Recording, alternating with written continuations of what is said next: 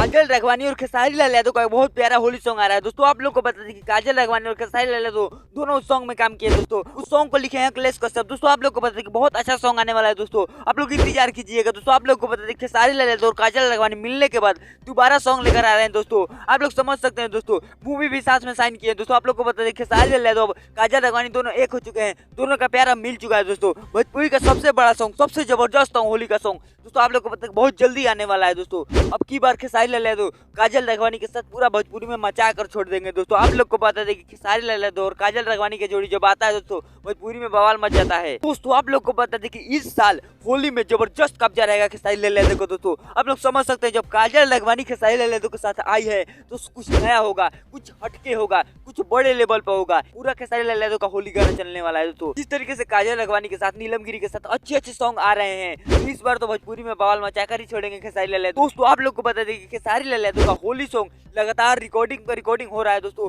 Video पर video बन रहा है। तो आप लोग को पता है कि बहुत जल्द हम लोग को देखने को मिलेगा काजल राघवानी खेसारी लाल यादव के साथ में होली सॉन्ग दोस्तों। आप लोग को पता है कि ऐसा ऐसा जानकारी हम आप लोग को देते रहते हैं। हमारे चैनल पर नहीं तो चैनल को सब्सक्राइब जरूर करिएगा। मिलते हैं दोस्तों किसी नए वीडियो में किसी नए टॉपिक के साथ, तब तक के लिए बाय।